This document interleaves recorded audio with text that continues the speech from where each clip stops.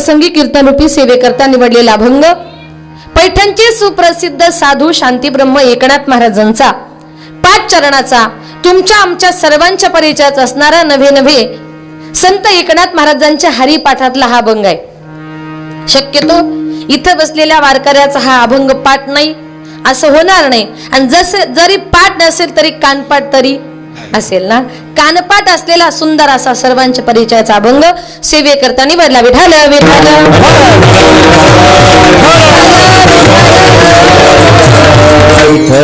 आवडीने भावे हरिनाम घेसी तुझी चिंता त्यासी सर्व आहे.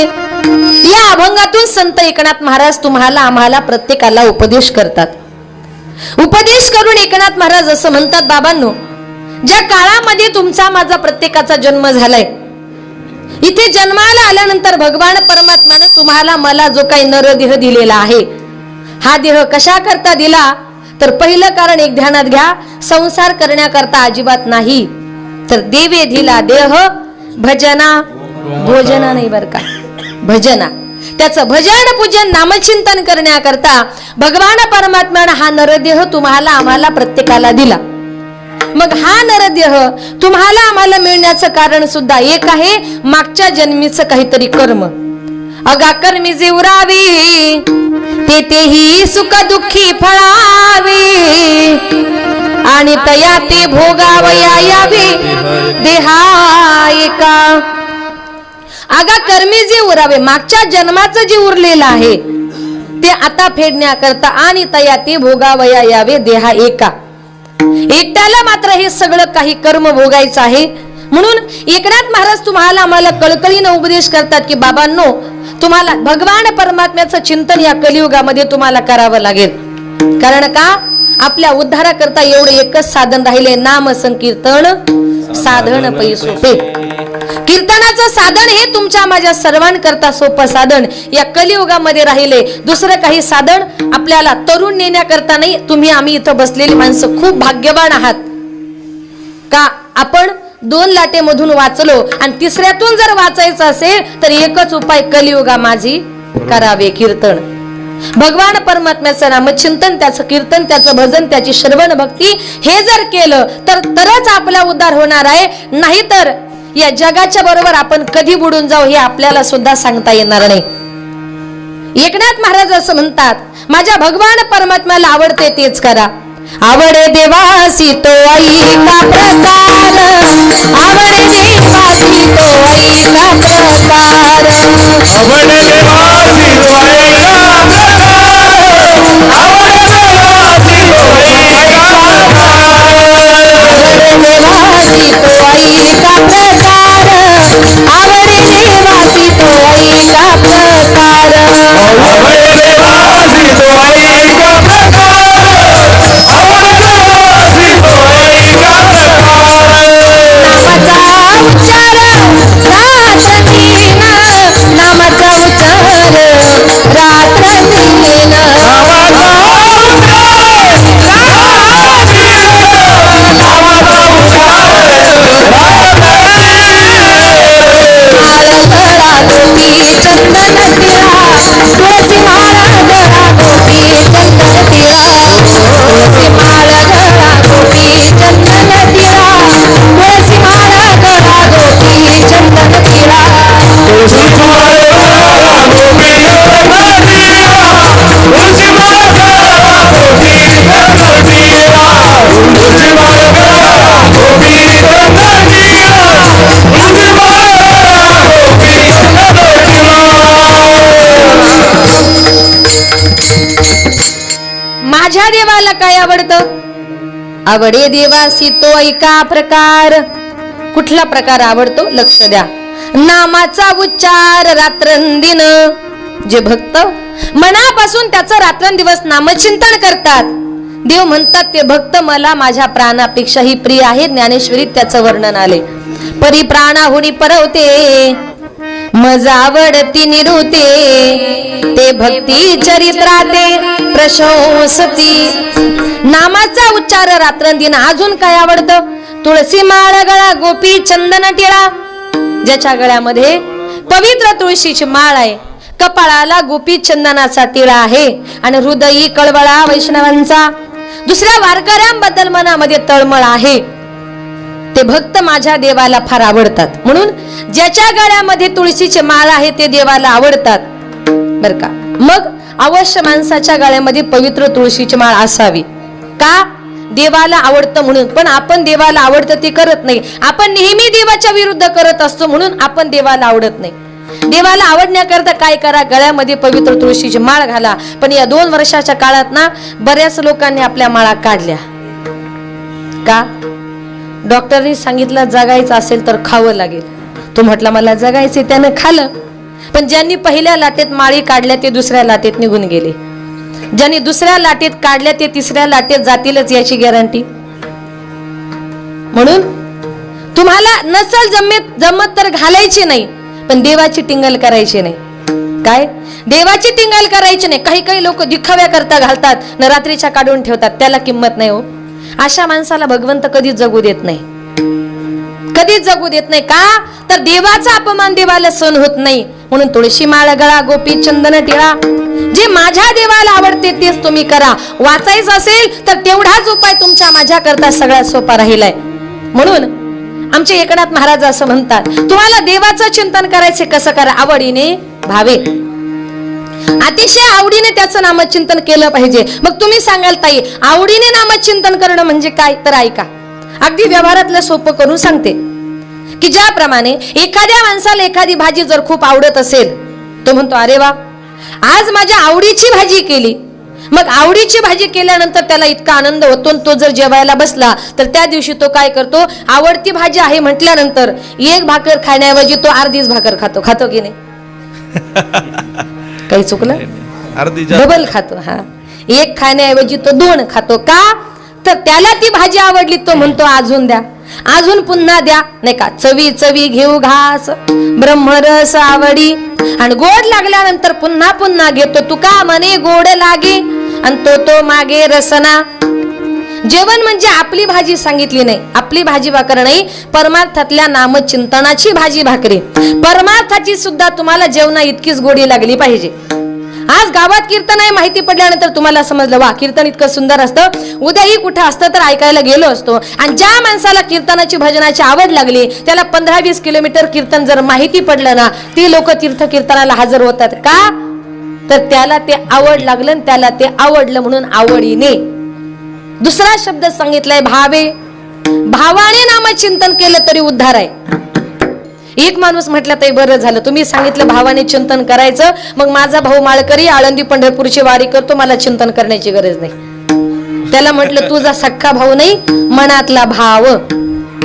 लोक काही अर्थ करतात, मनातला भाव महत्वाचा आहे का. मग ज्या टायमाला महिलांकरता सांगते, ज्या टायमाला स्त्रिया स्वयंपाक करतात ना, त्या टायमाला आपल्या मनामध्ये जे विचार येतात, आपल्या मनात जो भाव असतो तो भाव त्या स्वयंपाकामध्ये उतरत असतो.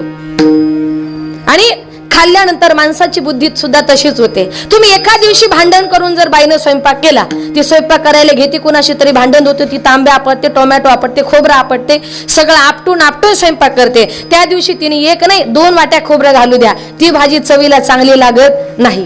का? तर त्या भाजीमध्ये भांडणाचा भाव आहे. पण एखादी भाजी तिनं प्रेमानं करू द्या, माझ्या नवऱ्याला आवडते, माझ्या मुलाला आवडते, नका तुम्ही तिला खोबरं घालू, साधी मीठ मिरची मसाला घालून जर भाजी केली ना तर ती भाजी चवीला खूप छान लागते. का? तर ही भाजी करण्यामध्ये तुमच्या मनामध्ये चांगला भाव होता. नसेल माझ्यावर विश्वास तर घरी जा, संध्याकाळी नवऱ्याशी चांगली भांडण करा आणि मग भाजी करा, मग खाऊन बघा. काय? मनातला भाव त्या स्वयंपाकामध्ये उतरत असतो. म्हणून तर माझे एकनाथ महाराज संत महात्मे म्हणतात का स्वयंपाक करताना संध्याकाळच्या टायमाला महिलांनी भाकरी करताना हरिपाठ म्हणायचा. का? तर खाणाऱ्या माणसाला सुद्धा वाटतं मी सुद्धा हरिपाठ केला पाहिजे. पण आपल्या बाया भाकरी करायला बसल्या का? बसला ना, कळलं ना, इकडे थूक तिकडे थूक, भाकरी ते थुकतात, माहिती काय. म्हणून मनातला भाव, देवाचं चिंतन करायचं आवडीनं करा, भावानं करा. आणि जीवन जगत असताना असं काहीतरी कर्म करा का स्वर्गामध्ये गेल्यानंतर तुम्हाला आम्हाला यमाच्या यातना सहन कराव्या लागणार नाही. ऐसिया साधन करा काही, ऐसिया साधन करा काही,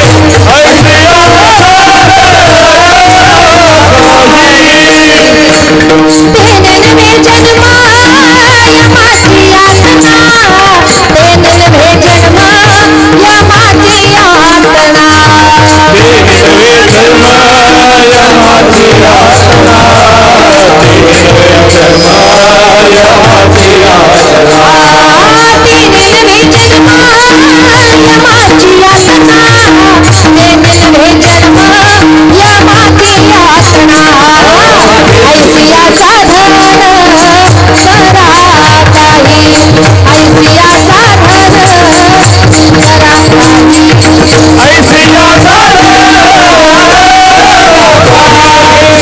ऐसिया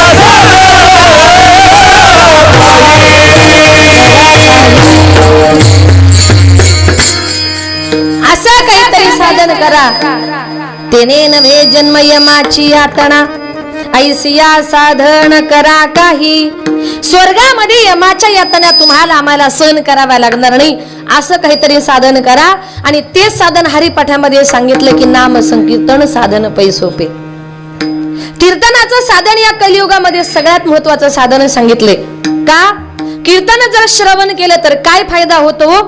जळतील पापे जन्मांतरीचे. बर का, जन्मजन्मीची पाप जाळण्याची ताकद या कीर्तनामध्ये आहे. तुम्ही सांगाल कसं काय एवढी ताकद कीर्तनामध्ये? पण इथं बसलेला असा एकही माणूस नाही, या जगातला असा एकही माणूस नाही तुमच्या माझ्या सगट का त्याच्या हातून काही ना काहीतरी पाप झालेलं नाही. कीर्तन संपल्यानंतर एक माणूस माझ्याकडे आला, म्हटलं ताई तुम्ही सगळ्या लोकांना पापी म्हणता. मी म्हटलं पापी कुठं म्हटले? मी असं म्हटले का इथं बसलेला असा एकही माणूस नाही का त्याच्या हातून पाप घडलं नाही. पण त्यानं सांगितलं ताई माझ्यासारखा पुण्यवान या जगात नाही. म्हटलं कसं काय? तो म्हटला ताई अजूनपर्यंत कुणाला वाईट बोललं नाही, कुणाचा खून नाही, कुणाच्या दरोडे नाही, कुणावर अन्याय नाही, कुणावर अत्याचार नाही, म्हणून मी पापी नाही. म्हटलं दादा ठीक आहे, तसं तुम्हाला वाटत असेल पण मी तुम्हाला तुमचं पाप सांगते. तो म्हटला सांगा बरं. त्याला म्हटलं बघा सगळ्यांकरता सांगते की ज्या वेळेला आपण रस्त्याने चालत असतो आणि रस्त्याने चालताना किडा मुंगी सारखे बारीक बारीक रस्त्यावरचे जीव आपल्या पायाखाली चिरडले जातात, याची आपल्याला काहीतरी कल्पना आहे का? नाही. कितीतरी किडी मुंगी बारीक बारीक पायाखाली चिरडले जातात, त्यांचा जीव आपल्या पायाखाली जातो म्हणजे आपलं पापच आहे ना. ते जाऊ द्या, काही काही लोक आपण जाणून बुजून पाप करतो. जाणून बुजून पाप म्हणजे कुठलं? एखादा मच्छर जर आपल्या समोर आपल्या हातावर बसला आणि तो चावला, आपण त्याला काय करतो? म्हणतो का चल बाजूला, मला पाप करायचं नाही, असं आपण म्हणतो का? अजिबात नाही. मच्छर बसला की आपण त्याला लगेच मारतो. मुंगी चावली तरी आपण तिला बोटाखाली चिरडतो. मग आपल्याला वाटतं का आता माझ्या हातून पाप घडतंय? अजिबात नाही. आपण चावला म्हणून रागाच्या भरामध्ये त्याला मारतो. मग एखाद्या मच्छराला मारणं, एखाद्या मुंगीला मारणं, त्या प्राण्याची हत्या करणं आपल्या डोक्यावर पाप झालं की नाही? ही छोटी मोठी पाप जी काही आपल्या हातून घडतात ना, ही पाप जाळण्याची ताकद. जळतील पापे जन्मांतरीचे नाम संकीर्तन. म्हणून कीर्तनाचं भजनाचं साधन माझ्या तुकोबाऱ्यांनी निर्माण केलंय. का? तर संतांना माहिती कलियुगामध्ये पुण्य करता होय पाप. आणि आपण जर कीर्तनाला गेलो, आज तुम्ही जेवढे माणसं कीर्तनात आलात, 2 तास कीर्तन जर ऐकलं, इथून पाठीमागं तुमच्या हातून जेवढी पाप घडलेली असतील ना, त्या सगळ्या पापाचा नाश संत महात्म्यांचा साक्षीने या कीर्तनामध्ये झाला असं समजा. इथून गेल्यानंतर जर काही पाप आपल्या हातून घडली, अजून एखादं कीर्तन ऐका, परत पापाचा नाश आहे. हे साधन माझ्या संत महात्म्यांनी निर्माण केलेले आहेत. आणि मग तुकोबारे म्हणतात, बरं काही काही लोक देवाचं नामचिंतन करतात. कसं करतात? भीतीपोटी. तुम्ही सांगाल कसं काय? एका बापानं आपल्या मुलाला सांगितलं, बाळा आपल्या गावामध्ये, गावातून असं बाहेर निघताना आपल्या गावाच्या बाहेर एक मोठं वडाचं झाड आहे आणि त्या वडाच्या झाडावर रात्री 12च्या नंतर ते निघतं. ते म्हणजे काय? हुशार आहात तुम्ही. भूत. बापाने सांगितलं, मुलाने डोक्यामध्ये पक्क ठेवलं का रात्री 12च्या नंतर त्या झाडावर ते निघतं. मुलगा झाडाजवळ गेला की त्याच्या लक्षात यायचं ह्या झाडावर रात्री 12च्या नंतर भूत निघतं. दैवयोगाने एक दिवस त्या मुलाला यायला उशीर झाला, त्याच्याकडे गाडी नव्हती. रात्रीचे 12:15 वाजले होते, तो त्या झाडाजवळून जाणार होता. त्याच्या मनात विचार आला की आता बापाने सांगितलंय 12च्या नंतर वडाच्या झाडावर भूत निघतं, आता 100% भूताची माझी भेट होणार. मनामध्ये फक्त त्याच्या भूत बसलेलं होतं, भूत मला भेटणार, भूत मला भेटणार. रस्त्याने चालल्या बरोबर 12 वाजले, झाडाच्या जवळ जाणार आणि त्या दिवशी गमतीनं त्या झाडावर नेमकं एक माकड आलं होतं. कोणीतरी माणूस यायची चाहूल लागली आणि त्या माकडानं या फांदीवरून त्या फांदीवर जे उड्या मारायला सुरुवात केली, याच्या लक्षात आलं आता त्या झाडावर नेमकं काय आहे?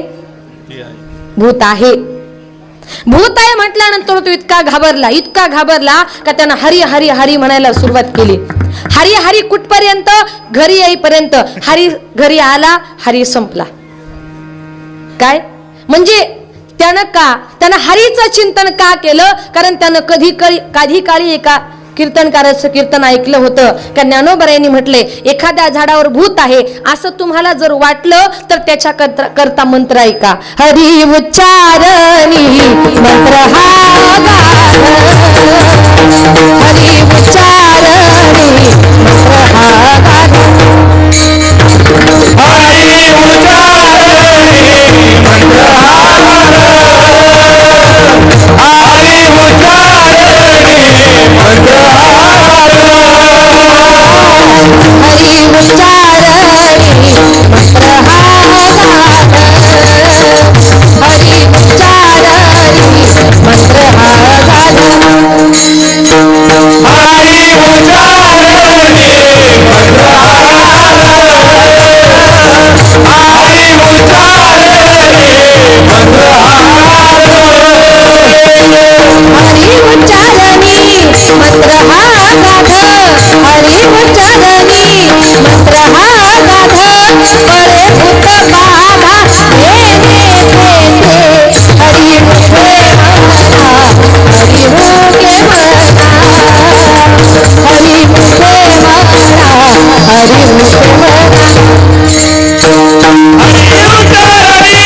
मंत्र हा गाढ, हरी भूत बाधा भेने तेथे, हरी मुखे म्हणा, हरी मुखे म्हणा, हरी मुखे म्हणा, हरी मुखे म्हणा.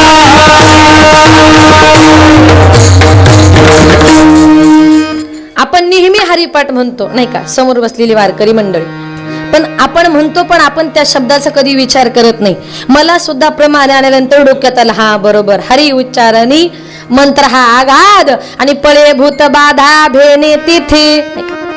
एखाद्या ठिकाणी भूत आहे, काही काही लोक म्हणतात नाही त्याला काहीतरी बाहेरचं झालं. तुमच्याकडे आहे का ते? म्हणतात ना त्याला भूत बाधा झाली, त्याला भूताने झपाटलं, मग या भक्ताकडे जा त्या भक्ताकडे जा, तो म्हणतो 35,000 द्या, एखादा कोंबड्या द्या, एखादा लिंबू द्या, बरं करतो. ज्ञानोबराय म्हणतात इकडे तिकडे जाण्याची गरजच नाही. तुम्हाला असं काही जर वाटलं, ज्या माणसाला ती बाधा झाली त्यानं एका जागी बसा, 1-2 तास बसा, रोज सकाळी उठला, फक्त हरी हरी राम राम विठ्ठल विठ्ठल, जे म्हणेल जे वाटेल त्या देवाचं चिंतन करा. आणि त्या देवाचं चिंतन केलं का भूत नुसती चालत नाही हो, पळत सुटतात. पळे भूत बाधा भेने तेथे, हरिमुखे म्हणा, हरिमुखे म्हणा, पुण्याची गणना कोण करी. ही ताकद आहे त्या भगवान परमात्म्याच्या नामचिंतनाची. म्हणून एकनाथ महाराज म्हणतात, आता मला सांगा, मग त्या मुलाने भूताची भीती वाटल्यानंतर जे काही हरीचं नामचिंतन केलं, ते नामचिंतन त्यानं आवडीनं केलं, भावाने केलं, प्रेमानं केलं का भीतीनं केलं? कशाने? भीतीने. याला म्हणतात भयानं किंवा भीतीने नामचिंतन करणं. पण एकनाथ महाराज म्हणतात, भयाने भीतीने नामचिंतन करण्यापेक्षा नामचिंतन करायचंय. कसं करा? अभंगाचे आवडीने भावे हरी नाम घेती, आवडीने भावे हरी नाम घेती, आवडीने भावे हरी नाम घेती, आवडीने भावे हरी नाम घेती, आवडीने भावे हरी नाम घेती, आवडीने भावे हरी नाम घेती, आवडीने भावे हरी नाम घेती, आवडीने भावे हरी नाम घेती.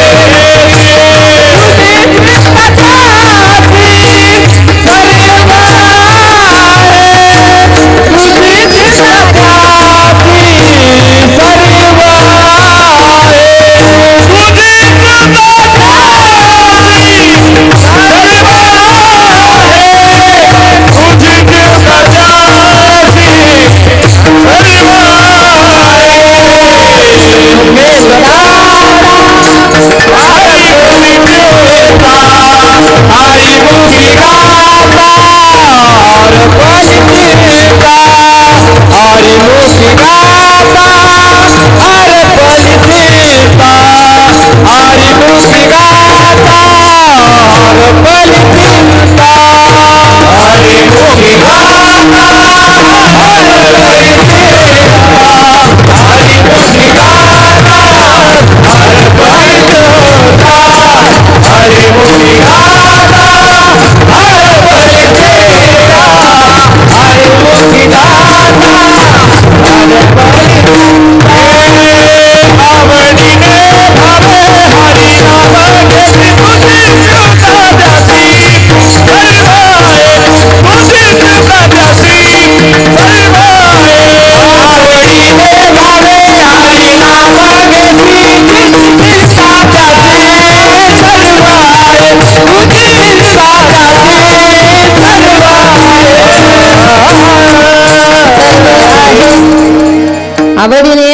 हरिनाम घेसी तुझी चिंता त्यासी सर्व आहे.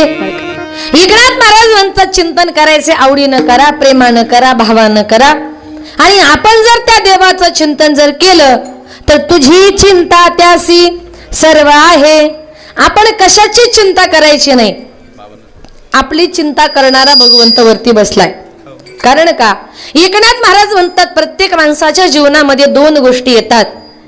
एक येते ती चिंता आणि दुसरी येते ती चिता. फरक फक्त बिंदू मात्र आहे. एकावर टिंब दिल्यामुळे एकाचा अर्थ चिंता असा झाला आणि एकावरचा टिंब काढल्यामुळे एकाचा अर्थ चिता असा झाला. जी मेल्यानंतर जाळते तिला चिता असं म्हणतात आणि जी जिवंतपणी पावलोपावली जाळते तिला चिंता असं म्हणतात. का चिता परवडली का माणसाला समजत नाही, पण चिंता जीवनामध्ये नको. कबीर महाराजांनी फार सुंदर वर्णन केले. चिंता से घटे चतुर्य, दुःख से घटे शरीर, पाप से घटे लक्ष्मी, कह गए दास कबीर. कबीर महाराज म्हणतात चिंता से घटे चतुर्य. ज्या दिवशी तुमच्या जीवनामध्ये काही ना काहीतरी चिंता येते ना, लोक म्हणतात फार हुशार माणूस होता रे, पण आता वेड्यासारखा वागायला लागला. का तर त्याच्या जीवनामध्ये रात्रंदिवस काही ना काहीतरी चिंता आहे आणि चिंतेमुळे त्याचं शहाणपण सुद्धा बाजूला जातं. दुसरी गोष्ट सांगितली दुःख से घटे शरीर. काही काही लोक म्हणतात आमच्या घरामध्ये खायला प्यायला कशाचीच कमी नाही, पण तरी सुद्धा आमच्या मुलांची बायकोची तब्येत होत नाही. का होत नाही? तिच्या जीवनामध्ये काही ना काहीतरी दुःख आहे. दुःख से घटे शरीर आणि पाप से घटे लक्ष्मी. काही काही लोक काय म्हणतात पूर्वी आमच्याकडे फार पैसा होता, पण ताई आता हातामध्ये पैसाच थांबत नाही. पैसा थांबत नाही याला कारण का ज्या दिवशी तुमचं पाप वाढतं ना त्या दिवशी लक्ष्मी ही घरातून नाराज होऊन जात असते. पाप से घटे लक्ष्मी आणि कह गए दास कबीर. ही संतांची वाणी, हे आपल्यासारख्याचा शब्द नाही हो. संतांचा शब्द कधी खोटा ठरत नाही. म्हणून संत महात्मे म्हणतात जीवनामध्ये अजिबात तुम्ही कशाची चिंता करायची नाही. आपली चिंता करणारा वरती बसलाय, तुम्ही फक्त त्याचं चिंतन करा, तो तुमची चिंता करणार. एक उदाहरण देऊन सांगेल. आपण जर त्याचं चिंतन केलं मग तो आपली चिंता कशी करतो एक उदाहरण देऊन सांगते. आमचे संत गोरोबा काका, गोरा कुंभार, चिखल तोडवायचा, मडके घडवायचे, आपला उदरनिर्वाह करायचा. आणि एक दिवस गोरोबा काका चिखल तोडत होते. त्यांच्या बायकोनं सांगितलं हो मी जरा शेजारून पाणी घेऊन येते, थोडस जरा आपल्या बाळावर लक्ष द्या. गोरोबा काकाची बायको पाणी आणण्याकरता निघून गेली. बायको काय म्हटली या शब्दाकडे गोरोबा काकांचं लक्ष नव्हतं, कारण चिखल तोडवता विठ्ठल विठ्ठल विठ्ठला हरि ओम विठ्ठला, विठ्ठल विठ्ठल विठ्ठला हरि ओम विठ्ठला. विठ्ठलाचं चिंतन चालू होतं. बायको पाणी आणण्याकरता गेली. तो छोटासा 7-8 महिन्याचा रांगणारं मूल होतं. आई घरामध्ये दिसत नाही म्हणून सगळीकडे आपल्या आईला शोधत शोधत तो मुलगा बाहेर गेला. बापाचा आवाज आला. तो मुलगा रांगत रांगत आपल्या बापाकडे गेला. गोरा कुंभार विठ्ठलाच्या चिंतनामध्ये मग्न होते. ते रांगणारं मूल गेलं, चिखलामध्ये गेलं. गोरोबा काकांना माहिती नाही. विठ्ठलाच्या चिंतनामध्ये मग्न असल्यामुळे स्वतःचं 7-8 महिन्याचं मूल गोरोबा काकांनी आपल्या पायाखाली तुडवलं. मूल रडत होतं, पण तरी सुद्धा बोला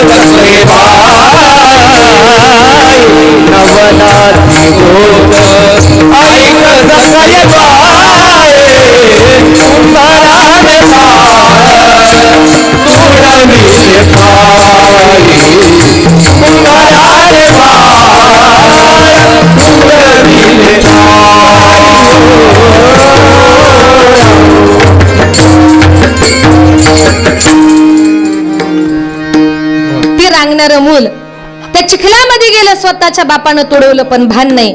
आणि जगामध्ये नवल घडलं, नवलाची गोष्ट ऐक सखे बाई, कुंभाराने बाळ तुडविल पायी, नवलाची गोष्ट ऐक सखे बाई. जगामध्ये नवल घडलं, स्वतःचं मूल स्वतःच्या बापानं पायाखाली तोडवलं तरी बापाला भान नाही. गोऱ्या कुंभाराची बायको जेव्हा पाणी घेऊन आली, बघतो तर काय सगळीकडे आपल्या मुलाला शोधू लागली, मुलगा सापडत नाही. गोऱ्या कुंभारांच्या जवळ गेले, आहो आपल्या बाळाला कुठे बघितलं का? गोरा कुंभार विठ्ठलाच्या चिंतनामध्ये मग्न होते. ती पुन्हा म्हणते, आहो आपल्या बाळाला कुठे बघितलं का? गोरा कुंभार विठ्ठलाच्या चिंतनामध्ये मग्न आहेत. तेवढ्यात बायकोचं लक्ष गेलं चिखलाकडे. चिखलामध्ये तिला रक्त दिसलं आणि त्याच्या बरोबर स्वतःच मेलेलं मूल सुद्धा दिसलं. काय अवस्था झाली असेल त्या मातेची? ती माता म्हटली, आहो आपलं रांगणारं मूल, एकुलतं एक बाळ तुम्ही पायाखाली तुडवलं आणि तेही विठ्ठलाच्या नामात चिंतन करता. गोऱ्या कुंभारावर भान नाही. तिने महाराजांच्या अंगाला स्पर्श केला. महाराज, अहो आपला मुलगा तुम्ही पायाखाली तोडवला. हा अंगाला स्पर्श केल्याबरोबर महाराजांची शांतता भंग झाली. महाराज म्हटले, काय ग, मी माझ्या विठ्ठलाचं चिंतन करतोय आणि तू माझं जे काही चिंतन करते त्याच्यामध्ये तू माझा भंग केलास. म्हणून गोरा कुंभार तिच्यावर मारण्याकरता धावले, हात वरती केला आणि तिनं गोऱ्या कुंभारांना शब्द दिला, महाराज माझ्या अंगाला हात लावाला तर तुम्हाला विठ्ठलाची शपथ आहे. काय सांगितलं?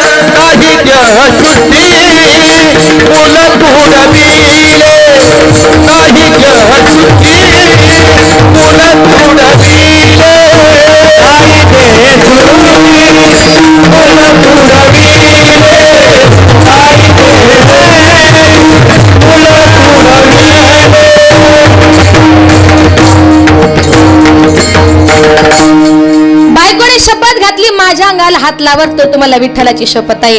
एकुलता एक मुलगा होता, तोही गेला आणि तिने विचार केला, मीच माझ्या नवऱ्याला शपथ घातली, माझ्या अंगाला हात लावायचा नाही, माझा संसार चालणार कसा, मुलं बाळ होणार कशी. आपल्या बापाच्या घरी गेली, बापाला हात जोडले, बापाला सांगितलं, बाबा एकुलता एक मुलगा होता, तोही गेला, मी स्वतःहून माझ्या नवऱ्याला शपथ घातली, माझ्या अंगाला हात लावाल तर तुम्हाला विठ्ठलाची शपथ आहे. बाबा माझा संसार पूर्ण करण्याकरता माझ्याकरता एकच करा, माझी जी छोटी बहीण आहे ना तिचं लग्न तुम्ही गोरोबा काकांशी लावून द्या. आपल्या मुलीच्या म्हणण्यानुसार आपल्या छोट्या मुलीचं लग्न गोरोबा काकांशी लावलं. लग्न सोहळा पार पडला. संध्याकाळी नवरा नवरी आई बापाचं दर्शन घ्यायला गेले. दर्शन घ्यायला गेल्यानंतर बापानं आशीर्वाद दिला, महाराज जसं मोठीचा सांभाळ केलात, जसं मोठीशी वागलात तसं छोटीशी सुद्धा. लक्षात आलं काय? तिनं शपथ घातली, माझ्या अंगाला हात लावायचा नाही. बापानं आशीर्वाद दिला, जसं मोठीशी वागलात तसं हिच्याशी सुद्धा वागा. गोरा कुंभार चिंतेमध्ये पडले. लग्न झालं, नवरा जवळ जायला तयार नाही. 2 महिने झाले, 3 महिने झाले. दोघी बहिणीने प्लॅन केला, रात्री गोरोबा महाराज झोपलेले असताना आपण जायचं आणि त्यांचे हात आपल्या अंगावर ठेवायचे. रात्रीच्या 2-2:30 वाजता गोरोबा काका झोपेमध्ये होते. दोघी जणी गेल्या, गोरोबा काकांचे हात घेतले, आपल्या अंगावर ठेवले. गोरोबा काकांना जाग आली, बघतो तर काय आपले हात बायकोच्या अंगावर. अरे बायकोने शपथ घातली होती, अंगाला हात लावाल तर तुम्हाला विठ्ठलाची शपथ आहे. माझ्या या हातानं विठ्ठलाची शपथ मोडली. रात्रीच्या टायमाला घरामध्ये गेले, धारधार अशी विळी घेतली आणि विळीने दोन्ही हात तोडून टाकले. का? या हातानं विठ्ठलाची शपथ घेतली म्हणून. पण आज लोक देवाची खोटी शपथ सुद्धा घेतात. एखाद्याला सांगा तू खरंच खरं बोलतोय का, तो म्हणतो देवा शपथ मी खरं बोलतो. पण ज्या दिवशी माणूस देवा शपथ म्हणतो ना त्या दिवशी ते 100% खोटं. का? माणसं कधीही देवाची शपथ घेतात पण अजिबात नाही. संत महात्म्यांनी कधी देवाची शपथ खोटी घेतली नाही, कधीच नाही. आणि मग शपथ दिली, हात तर तुटले, संसार चालणार कसा, प्रपंच चालणार कसा. पंढरपूरच्या आषाढीची वारी जवळ आली होती. गोरोबा काका पंढरपूरला निघाले. पाऊले चालती पंढरीची वाट, पाऊले चालती पंढरीची वाट, पाऊले चालती पंढरीची वाट, पाऊले चालती पंढरीची वाट, सुखी संसाराची सोडून या गाठ, सुखी संसाराची सोडून या गाठ, पाऊले चालती पंढरीची वाट, पाऊले चालती पंढरीची वाट, पाऊले चालती पंढरीची वाट, पाऊले चालती पंढरीची वाट.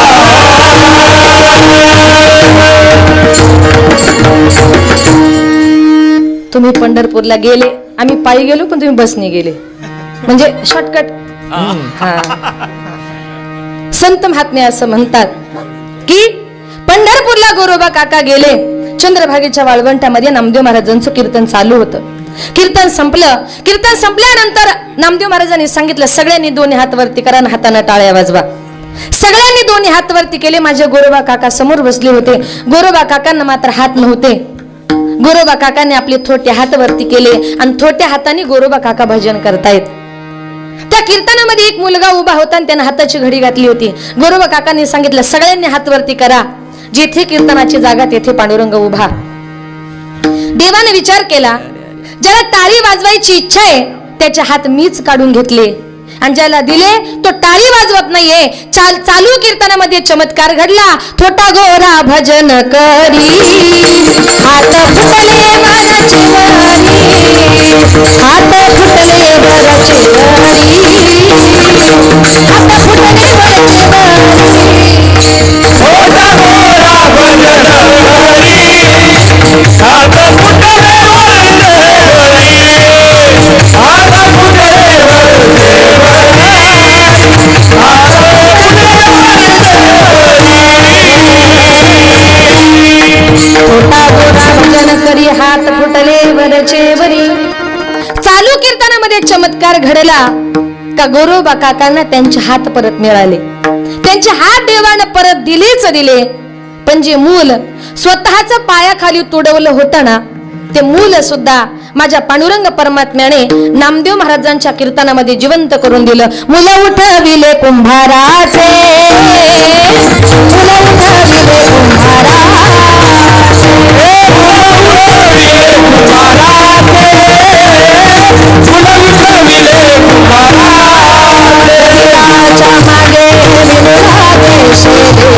कबीराच्या मागे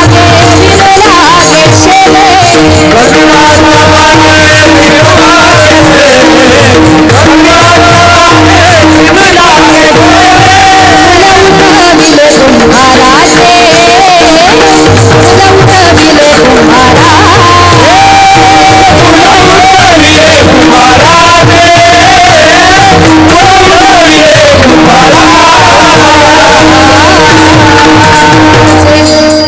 कबीराच्या मागे विनू लागे शेले आणि मूल उठविले कुंभाराचे.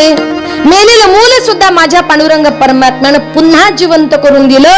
याला कारण का, आता नीट ऐका की माझ्या गोरोबा काकांनी संकट आली. गोरोबा काकांनी एवढी संकट आपल्यावर तर आली नाही.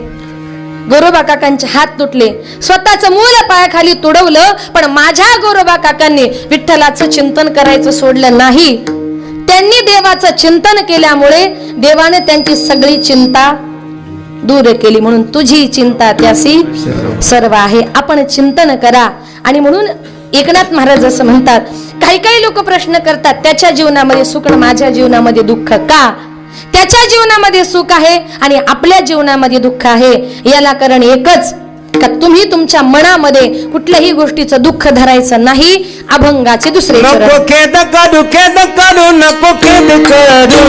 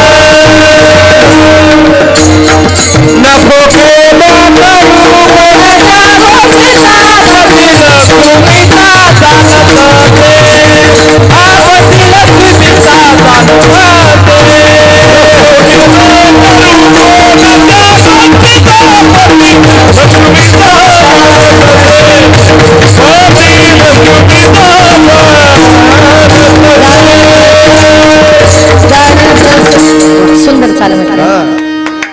नको खेद करू कोणत्या गोष्टीचा, पती लक्ष्मीचा जाणत असे. तुकोबराय म्हणतात तुम्ही कुठल्याही गोष्टीचा खेद म्हणजे दुःख मनामध्ये धरायचं नाही. लक्ष्मीचा पती तुमची माझी प्रत्येकाची काळजी करायला तयार आहे. आपण लक्ष्मीच्या पाठीमागे अजिबात धावायचं नाही. जीवन असा जगा, लक्ष्मी म्हणजे पैसा आपल्या पाठीमागे धावत आला पाहिजे. का आज समाजामध्ये लोकांची रीत अशी झाली, लोकांना देव नको, फक्त देवाची बायको पाहिजे. मिळेल का? लक्ष्मी म्हणजे थोडक्यात काय, लक्ष्मी. देवाची बायको कोण आहे? लक्ष्मी आहे. देव नको, देवाची बायको पाहिजे. असा एकच जण होऊन गेला, त्याचं नाव होतं रावण. पण देवाला नाही, देवाच्या बायकोला पळवल्यामुळे कर्मे रावण क्षय पावला. कर्मामुळे रावणाचा सुद्धा नाश झाला. तिथे तुमच्या आमच्यासारख्या सामान्य माणसाचं काय? एक कर्मामुळे रावणाचा नाश कसं झाला तुम्हाला उदाहरण देऊन सांगते. का ज्या वेळेला रावणाच्या घरी इतकं मोठं राज्य, का आमच्या संत महात्म्यांनी कुणाच्याच घराचं वर्णन केलं नाही, पण रावणाच्या घराचं वर्णन माझ्या संतांनी केले, तुकोबरायांनी केले. तुकोबराय म्हणतात, कोटी घरे जेथे काशाय तांब्याची, शुद्ध कांचनाची सप्तकोटी. रावणाच्या इथे अनेक कोटी घरं सोन्याची होती, 7 कोटी घरं तर शुद्ध सोन्याची होती, अनेक काशाची होती, तांब्याची होती. इतकं मोठं राज्य त्या रावणाचं. पण असं म्हणतात का विनाशकाले विपरीत बुद्धी. एखाद्या चांगल्या माणसाचा जर नाश करायचं असेल, त्याला मारायचं असेल, तर माझ्या देवाला अशी बंदूक घेऊन यावी लागत नाही. मारू का गोळी? तो कुठल्याही रूपाने नाश करतो. आपण म्हणतो नाही फार चांगला माणूस होता, पण काय बुद्धी दिली देवानं त्याला आणि त्याचं वाटोळं झालं. त्याचं होत नाही, देव त्याची बुद्धी फिरवतो. विनाशकाली विपरीत बुद्धी. तशी रावणाला बुद्धी झाली. रावणानं ठरवलं, माझ्या राज्यामध्ये सगळीच लोक माझ्या घरांमध्ये, सोन्याच्या घरांमध्ये, तांब्याच्या घरामध्ये फुकट लोक राहतायत, पण इथून पुढे हे मी खपून घेणार नाही. इथून पुढे मी या सगळ्या लोकांकडून कर वसुली करणार. रावण निघाला, प्रत्येकाच्या घरी गेला, सांगितलं एवढ्या वर्ष माझ्या राज्यामध्ये, माझ्या घरांमध्ये राहिलात ना, आता जाताना मला कर म्हणून काहीतरी द्या. कोणी सोनं दिलं, कोणी पैसे दिले. रावण फिरत फिरत जंगलामध्ये गेला. जंगलामध्ये 2 साधू जंगलामध्ये तपश्चर्या करत होते. त्यांच्या जवळ गेला. रावणाने सांगितलं, हे बघा महाराज, तुम्ही माझ्या राज्यामध्ये बऱ्याच वर्षापासून तपश्चर्या करता, आता मला तुमच्याकडून कर म्हणून काहीतरी पाहिजे. साधू महाराजांनी सांगितलं, राजे साहेब, तुमच्या जंगलामध्ये राहतो, मिळेल ती फळे कंदमुळे खातो, रात्रंदिवस देवाचं ध्यान करतो, पैसा सोना आमच्या जवळ नाही, कर आम्ही कुठून द्यायचा. रावणाने सांगितलं, कर जर द्यायचा नसेल तर तुम्हाला माझ्या राज्यामध्ये राहता येणार नाही. साधूंनी सांगितलं, देण्यासारखं काहीच नाहीये, आम्ही तुमचा राज्य सोडून चाललो. रावणाने सांगितलं, जा, पण तसं जाऊ देणार नाही. एवढ्या वर्ष राहिलात ना, इतक्या वर्ष राहिल्याचा कर देऊन जा. त्यांनी सांगितलं, देण्यासारखं काहीच नाही. म्हटले, मग जाऊ देणार नाही. साधूंनी सांगितलं, आता एकच गोष्ट देण्यासारखी, ती म्हणजे आमचं रक्त. आमचं रक्त घ्या, हवं तर ती विका आणि त्याचे जेवढे पैसे येतील ना, ते तुम्ही आमच्या नावाने कर म्हणून घ्या. रावण म्हटला, तसं चालेल. काय कमी होतं साधूंचं रक्त घ्यायला? ते रक्त त्यानं घेतलं, एका घटामध्ये घेतलं. रावण संध्याकाळी घरी आला. तो घट आपल्या स्वतःच्या हातामध्ये होता. मंदोदरी विचारते, काय हो, सकाळपासून गेला होता, यायला एवढा उशीर का झाला? आणि बरं, हातामध्ये काय आहे तुमच्या?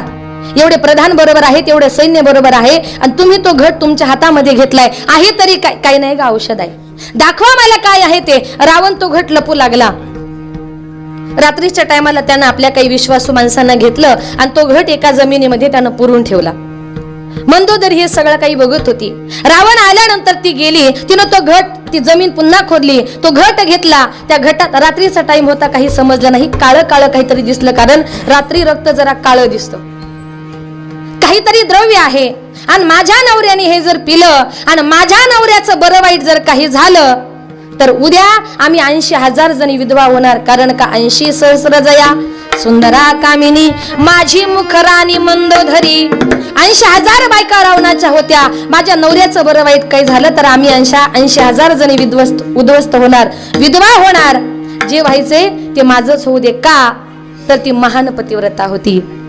ज्या 5 पतिव्रतांमध्ये तिचं नाव घेतलं जातं, अहिल्या, सीता, तारा, द्रौपदी च मंदोदरी इति पंचकन्या स्मरे नित्यम महापातक नाशनम. इतकी ती महान पतिव्रता होती. तिनं तो घट घेतला, गटागटात सगळं द्रव्य प्राशन केलं आणि 2 महिन्यामध्ये त्या साधूंच्या रक्तापासून मंदोदरी गरोदर राहिली. तिच्या लक्षामध्ये आलं की अरे आपण त्या घटातलं काहीतरी द्रव्य पिलं आणि त्याच्यापासून मला दिवस गेले, हे जर माझ्या नवऱ्याला माहिती पडलं तर माझा नवरा आता मला जिवंत सोडणार नाही. तिनं शास्त्राचं काहीतरी कारण दिलं, रावणाला सांगितलं नाही का, एखाद्या मुलीची मुलाची पोटामध्ये हत्या करणं पाप आहे ही ती जाणून होती. तिनं ठरवलं दिवस तर गेलेत, हत्याही करू शकत नाही. रावणाला सांगितलं, मला एका ब्राह्मणाने सांगितले 9 महिने नवऱ्याचं तोंड बघायचं नाही. का? तिला तो गर्भ लपवायचा होता. 9 महिने 9 दिवस झाले आणि मंदोदरी प्रसूत झाली. तिच्या पोटी सुंदर एक कन्या रत्न जन्माला आलं. 9 महिने लपवलेला गर्भ आणि आता जर मला मुलगी झाली हे जर माझ्या नवऱ्याला माहिती पडलं तर माझा नवरा माझ्या समोर तिला मारेल. म्हणून हे पाप मला माझ्या माथी घ्यायचं नाही. रडत रडत विश्वासू सैन्याच्या हातामध्ये ती मुलगी दिली, पेटीमध्ये घातली, सांगितलं आपल्या राज्यात नाही दुसऱ्या राज्यात कुठंतरी नेऊन पुरा. ती पेटी घेतली, त्यांच्या राज्यात नाही तर अयोध्या नगरीमध्ये नेऊन पुरली. आपल्याला एवढंच माहिती आहे का एका शेतकऱ्याला ती सापडली, मग त्यानं ती जनक राजाला दिली. म्हणून सीता ही जमिनीतून आली म्हणून ती जमिनीची मुलगी असं म्हणतात. ती जनकाची जनक कन्या म्हणतात, पण ती मुलगी होती कुणाची? मंदोदरीची. मग ती पेटी अयोध्या नगरीमध्ये पुरल्यानंतर ती पेटी एका शेतकऱ्याला सापडली. जमिनी खालचं द्रव्य हे राजाच्या मालकीचं असतं म्हणून त्यानं ती पेटी उचलली, जनक राजाकडे नेऊन दिली. जनक राजाने ती पेटी खोलली, बघतो तर काय, नुकतीच 1-2 दिवसापूर्वी जन्माला आलेली छोटीशी मुलगी त्या पेटीमध्ये होती. जनक राजाने तिला सांभाळली. पुढे तिचं नाव जानकी असं ठेवलं. नंतर तिचं नाव झालं तीच म्हणजे सीता माता. सीता माता. पण विचार करा, आता ही जी काही सीता जी काही मुलगी होती ती कुणाची होती हो? मंदोदरीची. मंदोदरीचा नवरा रावण. म्हणजे ती मुलगी कुणाची झाली? रावणाचीच झाली. पण स्वतःच्याच मुलीला पळवल्यामुळे कर्मे रावण क्षय पावला. रावणाचा सुद्धा नाश कर्माने झाला. कर्म देवांना सुद्धा चुकत नाही. कर्मे श्रीराम वनवासा गेला,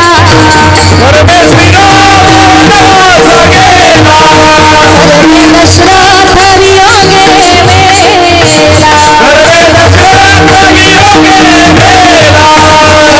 रावण क्षय पावला,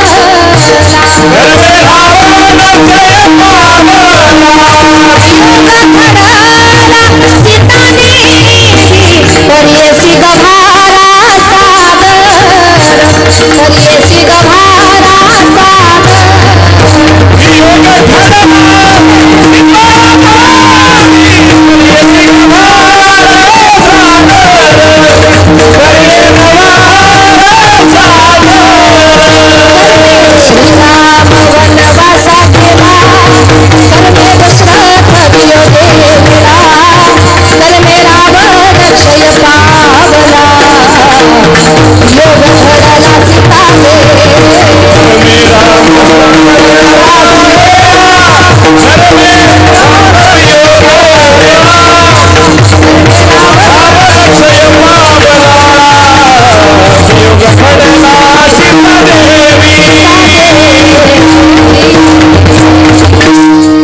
कर्मे श्रीराम वनवासा गेला, कर्मे दशरथ वियोगे मेला, कर्मे रावण क्षय पावला आणि वियोग घडला सीता देवी. देवांना सुद्धा कर्म चुकलं नाही, तुमच्या आमच्या सारख्या सामान्य माणसाचं काय? म्हणून लाख मोलाचा नरदेव भगवान परमात्म्याने तुम्हाला मला दिलाय, जेने हा जीव दिला दान आणि त्याच्यामुळे तयाचे करील चिंतन. त्याचं आपण चिंतन केलं पाहिजे. का? तर संत महात्मे म्हणतात हा मनुष्य देह तुम्हाला मला जो काही प्राप्त झाला ना हा अतिशय दुर्लभ आहे. किती दुर्लभ? दुर्लभ त्रयमेव हा मनुष्यत्व, मुमुक्षत्व आणि महापुरुष संश्रया. या जगामध्ये 3 गोष्टी अतिशय दुर्लभ आहे. त्याच्यामध्ये 1 नंबरला नाव घेतले मनुष्य देह. मनुष्य देह फार दुर्लभ आहे. त्याला दुर्लभ का म्हटलंय की 84 लक्ष योनी फिरल्यानंतर जो शेवटचा जन्म मिळतो त्याला मनुष्य जन्म असं म्हणतात. म्हणून हा जन्म पुन्हा पुन्हा नाही, हा जन्म एकदाच आहे. आणि जन्माला आल्यानंतर सुद्धा माणसाने जीवन कसं जरा आनंदाने जगलं पाहिजे. काही काही लोक 2 तास कीर्तनामध्ये आशे बसतात. कसे माहितीये? जरा व्यवस्थित बसा मग सांगते. काही काही लोक कीर्तनामध्ये असे बसतात का त्यांना पेढा खायला द्या तरी त्यांचा चेहरा तसाच, आणि त्यांना कडुनिंबाचा पाला खायला द्या तरी त्यांचा चेहरा, म्हणजे त्यांना कीर्तन गोडही लागत नाही, त्यांना कीर्तन कडूही लागत नाही. बरं, काही काही लोकांचे चेहरेच असे, त्यांच्या चेहऱ्यावर 24 तास 12 वाजले ते कधीच हसत नाही. मी म्हणते जे माणसं कधी हसत नाही ते जीवन जगतात तरी कसे हो. माणसाने कसं जर हसलं पाहिजे. एखादा समोरून आला, प्रेमानं हसा. बरं, हसायला काही पैसे लागतात का? मग हसा. का? हसल्यानंतर माणसाचं आयुष्य वाढतं. भगवान परमात्म्याने हा देह तुम्हाला आम्हाला दिलाय, आनंदाने जगाव. एखादा जर हसत असेल, एखादा हसत असेल आणि समोरून जर आपल्या समोरून एखादा आला आणि त्याच्या चेहऱ्यावर जर 12 वाजलेले असतील तर त्याला बघितल्यानंतर समोरच्या चेहऱ्यावर लगेच 1 वाजतो की नाही? कमीत कमी दुसऱ्याच्या आनंदाकरता तरी हसलं पाहिजे. आनंद या जीवनाचा सुगंधा परी दरवळावा, आनंद या जीवनाचा सुगंधा परी दरवळावा, पाण्यातला सूर जैसा ओठातून ओघळावा, आनंद या जीवनाचा सुगंधा परी दरवळावा. इतका आनंदी जीवन जगा की आपल्या आनंदाचा सुगंध समोरच्या माणसापर्यंत गेला पाहिजे. तुम्ही सांगाल ताई सुगंधात जायचंय त्याला काय 1 काय 2 सेंटच्या बाटल्या मारतो, तो सुगंध नाही हो, चेहऱ्यावरचा आनंद. आपण आनंदी असेल तर जग आनंदी असतं. माझ्या ज्ञानोबरांनी प्रतिज्ञा केली, अवघेची त्रैलोक्ये आनंदाचे आता चरणी जगन्नाथा चित्त ठेले. ज्ञानोबरांनी प्रतिज्ञा केली, सगळ्या जगाला मी आनंदामध्ये ठेवणार. मग ज्ञानोबरांची प्रतिज्ञा जर आपल्याला पूर्ण करायची असेल तर आपल्याला हसावं लागेल की नाही, आनंदामध्ये राहावं लागेल. एका बाईचा नवरा हसतच नव्हता. तिने त्याला हसण्याकरता अनेक विनोद केले, अनेक जोक केले, पण तरी नवरा हसेना. शेवटी नवऱ्याला असं म्हटली, असं करा जरा आपण नाशिकच्या बाजारात जाऊन येऊ. 2 जण बाजारामध्ये गेले तरी तिचा नवरा हसत नाही. आणि तेवढ्यात त्या बाईला समोर गाढव दिसलं. गाढव माहिती ना तुम्हाला? गाढव बघितलं ती बाई नवऱ्याला म्हणते, अहो ते बघा तुमचे पाहुणे समोरून आलेत. तो इतका हुशार होता, तो म्हटला राम राम सासरी भाऊ, बरे आहात ना, घरची मंडळी वगैरे. अशी जरा नवरा बायकोने एकमेकाची टिंगल करा, गाढवाची करा पण करा. जीवन कसं आनंदाने जगलं पाहिजे. एक दिवस एक बाई ब्राह्मणाकडे गेली, ब्राह्मणाला सांगितलं, ब्राह्मण दादा मला जरा सत्यनारायणाची पूजा करायची, काय काय लागेल यादी तयार करून द्या. ब्राह्मणाने तिला सगळी यादी तयार करून दिली. जाताना सांगितलं, बाई सत्यनारायणाची पूजा करण्याकरता लक्ष्मी नारायणाचा जोडा असावा लागतो. तिने सांगितलं, माझे पती तर परदेशात राहतात. मग ब्राह्मण म्हटले, बाई तुम्हाला पूजा करता येणार नाही, तुम्ही दुसरी जोडी बसवा. ती म्हटली, नाही नाही पूजा मलाच करायची. ब्राह्मण म्हटली, बाई तुमचे पती नाही, तुम्ही पूजा करू शकत नाही. ती म्हटली, असं कसं? ती जरा पुढची हुशार होती, पुढची हुशार कळताना. हा, ती म्हटली, ब्राह्मण बुवा पुरुष लोक कसे एखाद्या पूजेला जर बसले आणि तिथे जर त्यांची बायको हजर नसेल तर खिशामध्ये बायको म्हणून काय घेऊन बसता? काय अनुभव दिसतोय तुम्हाला सोडून खिशामध्ये सुपारी घेऊन बसतात. तसं आमच्या करता नवरा म्हणून काय ऑप्शन नाही का? ब्राह्मणाने सांगितलं, बाई अजून तर तसं काही शास्त्रात नाही. नाही नाही म्हटली, पुरुषांकरता आहे म्हणजे आमच्या करताही काहीतरी असेल, कारण आम्हाला 50% आरक्षण आहे. एखादा तुम्ही ग्रंथ शोधा. त्या ब्राह्मणाला असा राग आला. रागाच्या भरामध्ये ब्राह्मण उठला आणि ब्राह्मण म्हटला, बाई पुरुष लोक जर पूजेला सुपारी घेऊन बसतात ना, तुम्ही एखादा चांगला मोठा बटाटा घेऊन बसा. जे लोक ऐकत नाही त्यांच्या करता हा उपाय. म्हणून जीवन कसं जरा आनंदानं जगा. संसार एकट्याचा नाही, संसार हा दोघांचा आहे, दोघांना मिळून करायचा आहे. अरे जगाच्या बापानं सुद्धा एकट्यानं संसार केला नाही. तुझ्या विना वैकुंठाचा कारभार चालना, एकल्या विठुरायाला हो संसार पेलना. तुझ्या विना वैकुंठाचा कारभार चालना, एकल्या विठुरायाला हो संसार पेलना. इग इग रखुमाई हे भक्तांच्या माहेरी, सावलीच्या पावलाने विठूच्या गाभारी. तुझ्या विना वैकुंठाचा कारभार चालना, एकल्या विठुरायाला हो संसार पेलना.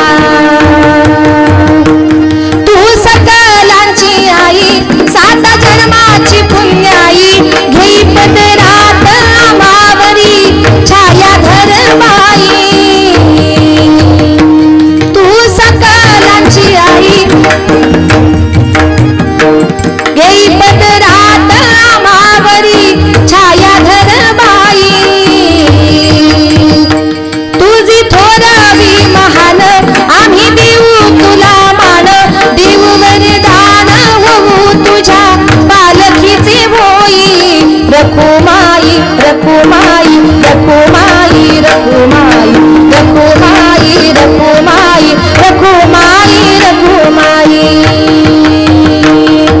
तुझ्या विना वैकुंठाचा कारभार चालना एकला विठुरायाला हो संसार पेलना जगाचा बाप रुक्मिणीला म्हणतोय रुक्मिणी अगं तुझ्याशिवाय मी या जगाचा संसार करू शकत नाही तुझ्या विना वैकुंठाचा कारभार चालना एकल्या विठुरायाला हो संसार पेलना म्हणून देवानं सुद्धा संसार केला आपल्याला सुद्धा तो करायचाय देवानं आनंदामध्ये केला आपण सुद्धा आनंदामध्ये करा म्हणून एकनाथ महाराज असं म्हणतात नको खेद करू कोणत्या गोष्टीचा पती लक्ष्मीचा जाणत असे का तुम्ही चिंता करायची नाही लक्ष्मीचा पती तुमची चिंता करायला तयार आहे आणि म्हणून तुमचा माझा सगळ्यांचा सांभाळ तो एकटाच करतोय अभंगाचे तिसरे सकळ जीवाचा करीतो सांभाळ सकळ जीवाचा करीतो सांभाळ जीवाचा करीतो सांभाळ सकळ जीवाचा करीतो सांभाळ जीवाचा करीतो सांभाळ सकळ जीवाचा करीतो सांभाळ करीतो सांभाळ सकळ जीवाचा करीतो सांभाळ तुझा मोकळीला ऐसे नाही तुझा मोकळीला ऐसे नाही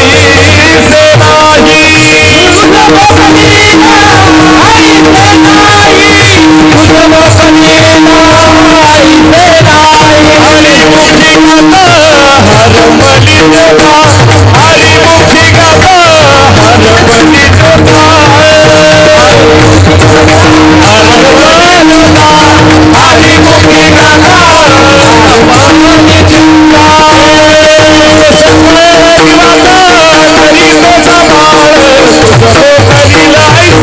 सकळ जीवाचा करीतो सांभाळ तुझा मोकळीला ऐसे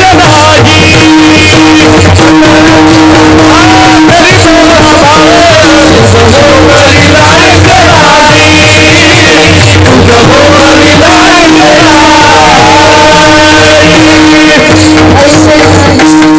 सकळ जीवांचा करीतो संभाळ तूच मोकलील ऐसे नाही संत महात्मे म्हणतात तुमचा माझा प्रत्येकाचा सांभाळ तो करतोय आपण अजिबात कशाची चिंता करायची नाही कारण हा देह आपला नाहीये जिंदगी किराए का घर है एक ना एक दिन बदलना पड़ेगा जिंदगी किराए का घर है एक ना एक दिन बदलना पड़ेगा जिंदगी किराए का घर है एक ना एक दिन बदलना पड़ेगा जिंदगी किराए का घर है एक ना एक दिन बदलना पड़ेगा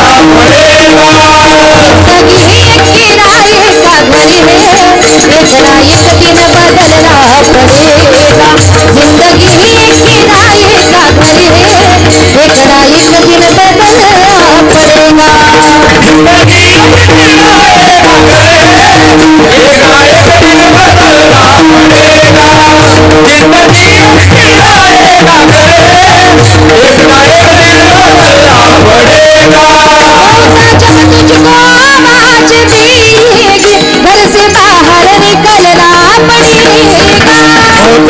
तुझको आवाज देगी घर से बाहर निकलना पड़ेगा जब तुझको आवाज देगी घर से बाहर निकलना पड़ेगा जिंदगी किराए का घर है एक ना एक दिन बदलना पड़ेगा जिंदगी किराए का घर है एक ना एक दिन बदलना पड़ेगा जिंदगी किराए का घर है एक ना एक दिन बदलना पड़ेगा जिंदगी किराए का घर है एक ना एक दिन बदलना पड़ेगा एक दिन बदलना पड़ेगा एक दिन बदलना पड़ेगा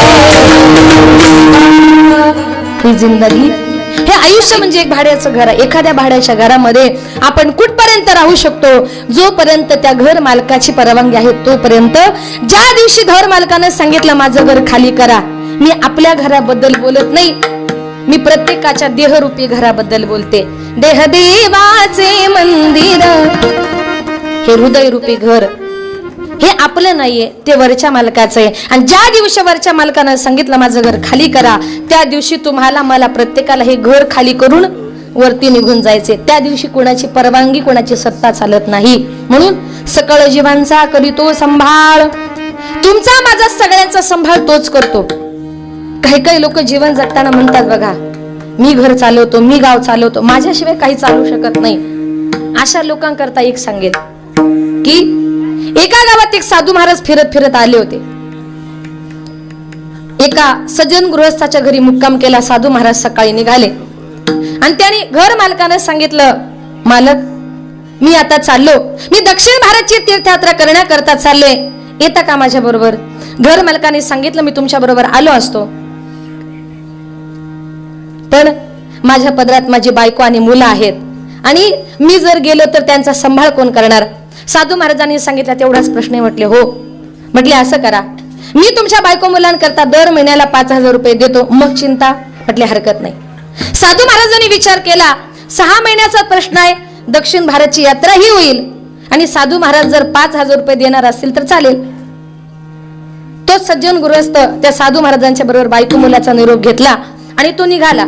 मुक्काम दर मुक्काम करत करत 1 महिना झाला, 2 महिने झाले. प्रत्येक महिन्यामध्ये साधू महाराज त्याच्या बायकोच्या घरी 5,000 रुपये पाठवायचे, ती संसार करायची. पण हा जेवायला बसला की विचार करायचा, माझी बायको जेवली असेल महाराज, माझे मुलं जेवले असतील. पुन्हा चालायला लागला की सारखा बायको मुलांचा विचार. साधू महाराजांनी मनामध्ये विचार केला की अरे हा सारखा याच्या बायको मुलांचा विचार करतोय, पण याचा विचार घरचे करतात की नाही? कारण का एखादा घरातला माणूस एखाद्या माणसापासून घरात जर त्रास होत असेल, तो सारखा लेक्चर जर देत असेल, तो माणूस 10-15 दिवस गेला की घरातल्यानं बरं वाटतं, बरं झालं 15 दिवस जरा आता आराम. पण तो सारखा फोन करतो, पाणी भरलं का, सारखे तो प्रश्न विचारतो. हा निघून गेला पण चिंता घरच्यांची करतोय. साधू महाराजांनी मनामध्ये विचार केला, हा यात्रेला आलाय, चिंता घरच्यांची करतोय, पण याच्या घरची याची किती चिंता करतात हे आपण त्याला दाखवून द्यायचं. 3ऱ्या महिन्यामध्ये साधू महाराजांनी त्याच्या नकळत एक गुपचूप पत्र लिहिलं. त्या पत्रामध्ये असं लिहिलं, कळविण्यात अत्यंत वाईट वाटते की तुमचे पती जे माझ्या बरोबर आले होते, 2 महिने आमचा प्रवास आनंदाचा सुखाचा चालला. 3ऱ्या महिन्यामध्ये रस्त्याने चालताना एक भरधाव ट्रॅक आला, तो तुमच्या पतीच्या अंगावरून गेला, त्याच्यामुळे तुमच्या पतीचा मृत्यू झाला. माझा जोडीदार गेला, त्याच्यामुळे मला दुःख होतंय, पण त्याच्या आत्म्याला भगवंत चिरशांती देव अशी भगवत चरणी प्रार्थना, कळावे तुमचा साधू. पत्र घरी आलं पण तो तिकडे जिवंत होता. पत्र घरी आलं, बायकोनं पत्र वाचलं, नवरा गेल्याची बातमी कानावर आली, तिनं जे रडायला सुरुवात केली. काही क्षणात गावातली मंडळी गोळा झाली. बाई काय झालं? संसार सुखाचा आनंदाचा चालला होता, कुणे एका साधूच्या पाठीमागं माझा नवरा लागला आणि तिकडेच त्याचा मृत्यू झाला. आता माझं कसं होणार आणि माझ्या मुलांचं कसं होणार या विचारानं ती बाई रडू लागली. गावातले सरपंच पुढे आले, सांगितलं ताई रडू नका, तुम्ही आमच्या गावच्या माऊली आहात, आम्ही तुम्हाला उपाशी राहू देणार नाही, दर महिन्याला मी तुम्हाला 5,000 रुपये देतो, मग चिंता. बाई जरा शांत झाली. गावचे पाटील पुढे आले, सांगितलं ताई रडू नका, मी तुम्हाला दर महिन्याचं किराणा देतो, मग चिंता. बाई अजून शांत झाली. गावकरी मंडळी पुढे आले, सांगितलं ताई रडू नका, आम्ही गावातल्या प्रत्येक घरातून तुम्हाला 50-50 रुपये दर महिन्याला काढून देऊ, मग चिंता. कोण म्हणतंय आम्ही तुमच्या मुलांच्या शिक्षणाचा खर्च घेतो, कोण म्हणतायत कपडे देतो. 2 महिन्यामध्ये त्या बाईचा जवळ 15-20 लाख रुपये जमा झाले. त्या बाईने विचार केला, एवढ्या पैशाचं करायचं काय? एवढे पैसे आले, म्हटलं छान 2 मजली बंगलाच बांधूया. त्या बाईनं बंगला बांधला, स्वतःला चांगले कपडे, मुलांना चांगले कपडे. बारीक तब्येती होता पण पैसे आल्यामुळे तब्येती चांगल्या झाल्या. हा तिकडे विचार करतोय, माझी बायको मुलं काय खात असतील. बरं का, दक्षिण भारतची तीर्थयात्रा पूर्ण झाली आणि तो आल्यानंतर शेवटचा मुक्काम मखमालाबाद मध्ये होता, कारण उद्या मातोरीत जायचंय ना.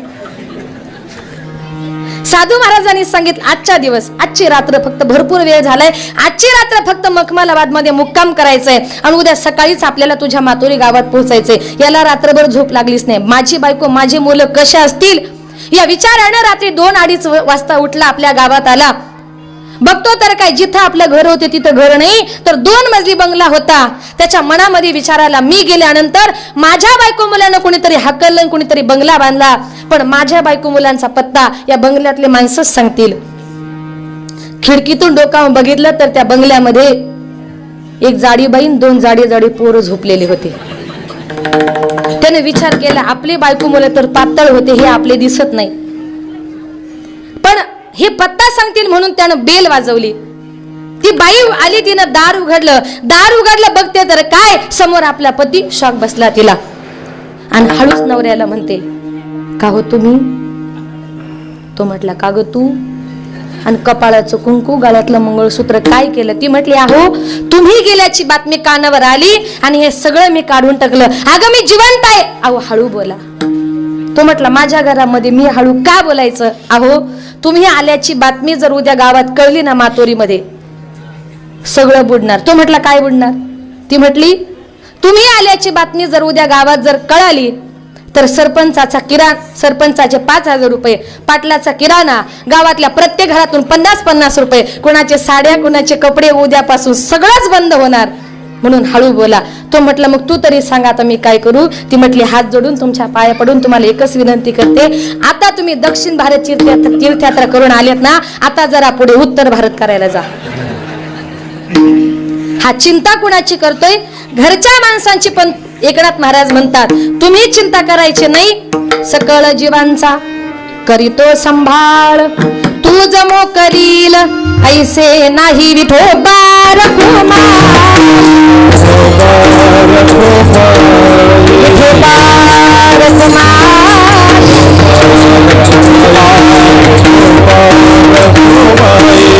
आवडीने भावे हरिनाम घेसी, तुझी चिंता त्यासी सर्व आहे, नको खेद करू कोणत्या गोष्टीचा, पती लक्ष्मीचा जाणतसे.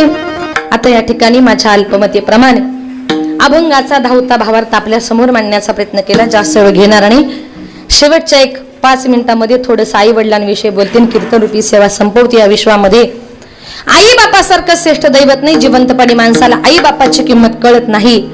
एकदा का आपले आई बाप या जगातून, या विश्वातून निघून गेले ना, शेजारच्या आई बापाला प्रेमानं कितीही हाका मारल्या ना, दुसऱ्याचे माईबाप हे आपले माईबाप या जगामध्ये कधी होऊ शकत नाही. एकदा का आपली आई, एकदा का आपला बाप या जगातून, या विश्वातून निघून गेला, आपले माईबाप आपल्या घरी परत कधीच येऊ शकत नाही. कारण का?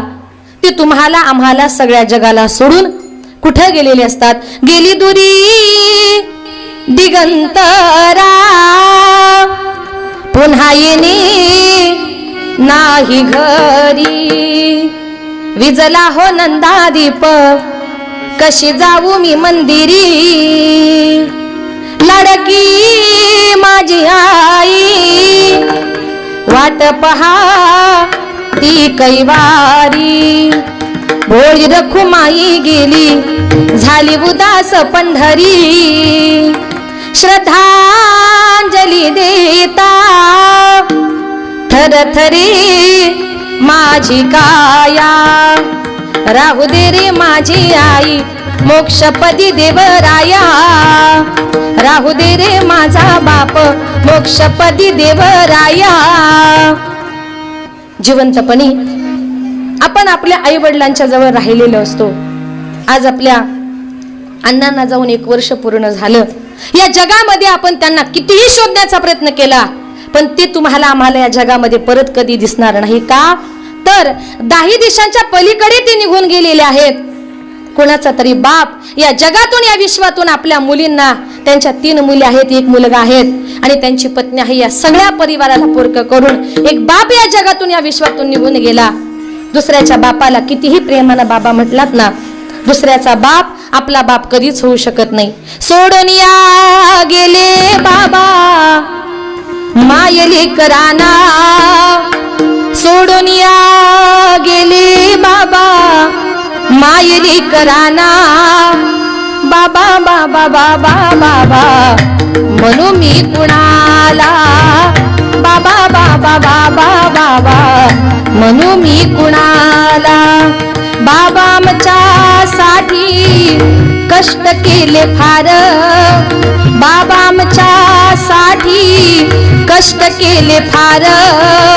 सोडून या गेले बाबा सारा परिवार, सोडून या गेले बाबा सारा परिवार. लेकी सुना रडत बसती काना कोपऱ्याला, लेकी सुना रडत बसती काना कोपऱ्याला.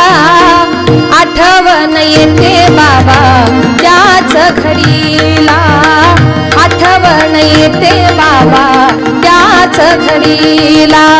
सोडून या गेले बाबा मायली कराना, बाबा बाबा बाबा बाबा म्हणू मी कुणाला, बाबा बाबा बाबा बाबा म्हणू मी कुणाला.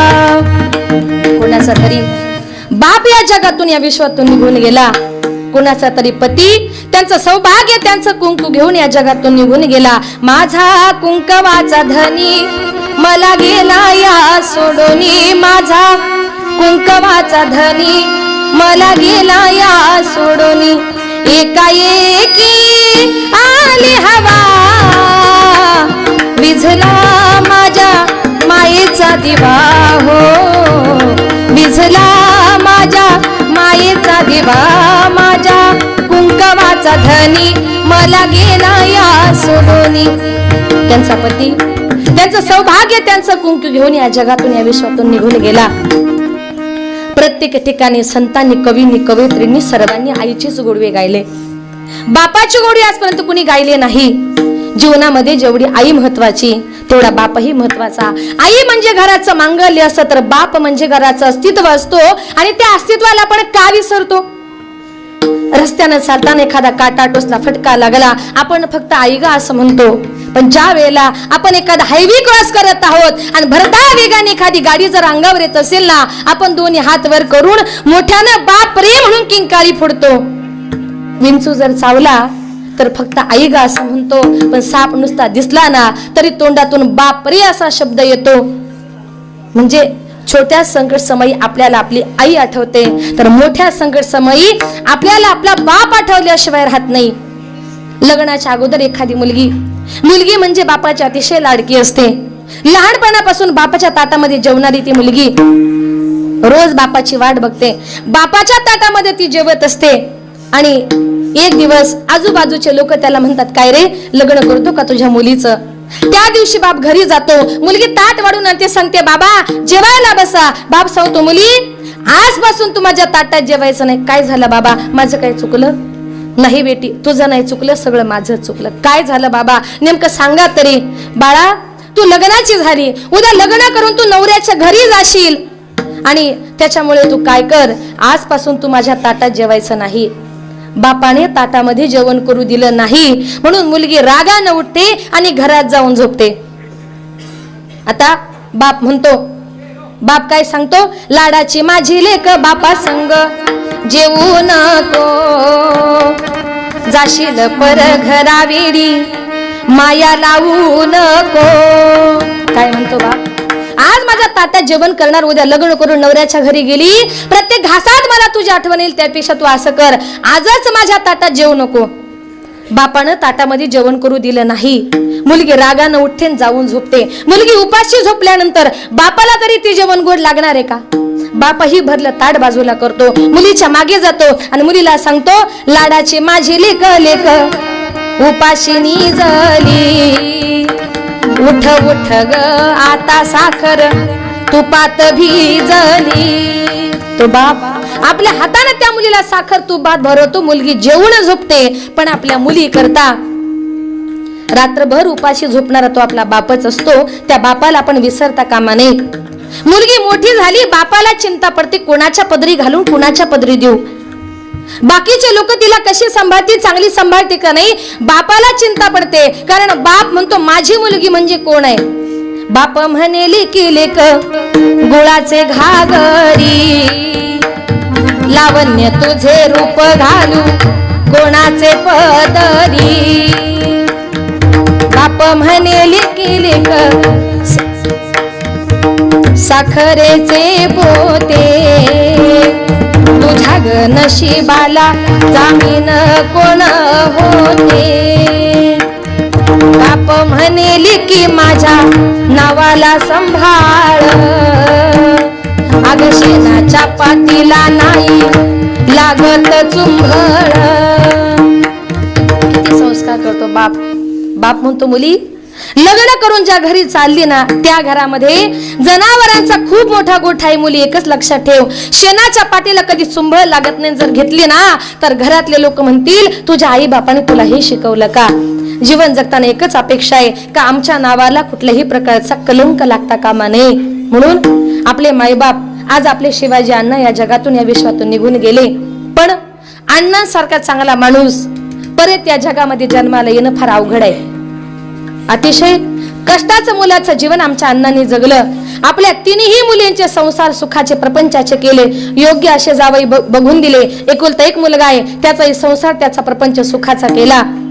आणि जवळजवळ पंढरपूरच्या आळंदीच्या शिवाजी अण्णांना धार्मिक कार्याची फार आवड होती. 7-8 त्यांनी पायवारी केलेल्या आहेत. दरवर्षी दिंडी जर चालली तर दिंडीचं जेवण अण्णांचं घर रस्त्यावरच आहे, त्या दिंडीला जेवण अण्णांच्या घरी असायचं. अतिशय धार्मिक माणूस, पण निश्चितच पंढरपूरची वारी केलेला, वारकऱ्यांना जेवण घातलेला हा माणूस देवाला चांगल्या माणसाची ज्या टायमाला स्वर्गामध्ये गरज भासते ना त्या टायमाला चांगली माणसं देऊन येतो. म्हणून तर असं म्हणतात जो आवडतो सर्वांना तोच आवडे देवाला. अण्णांना देव भगवंत या जगातून घेऊन गेला, पण निश्चितच परत त्यांच्या मूर्तीसारखी मूर्त आणि त्यांच्या चेहऱ्यासारखा चेहरा परत या जगामध्ये भगवंतांनी कधीच कुठे घडवला नाही. आई तुझ्या मूर्ती वाणी या जगात मूर्ती नाही, बाबा तुमच्या मूर्ती वाणी या जगात मूर्ती नाही. अनमोल जन्म दिला गाई तुझे उपकार फिटणार नाही. अनमोल जन्म दिला गाई तुझे उपकार फिटणार नाही. बालपणी मी खेळत खेळत दिसत होतो तान्हा, अमृताहुनी गोड पाजला तू पान्हा. तुझ्या या उपकाराची कधी जाणीव झाली नाही. अनमोल जन्म दिला गाई तुझे उपकार फिटणार नाही. अनमोल जन्म दिला गाई तुझे उपकार फिटणार नाही. शाळेतून घरी येताना कधी उशीर मजला होई, गल्लोगल्ली पाहत फिरशी मला तू ग आई. शाळेतून घरी येताना कधी उशीर मजला होई, गल्लोगल्ली पाहत फिरशी मला तू ग आई. तुझ्या या प्रेमाची कधी जाणीव झाली नाही. अनमोल जन्म दिला गाई तुझे उपकार फिटणार नाही. अनमोल जन्म दिला गाई तुझे उपकार फिटणार नाही. आई तुझ्या मूर्ती वाणी हो, आई तुझ्या मूर्ती वाणी या जगात मूर्ती नाही. अनमोल जन्म दिला गाई तुझे उपकार फिटणार नाही.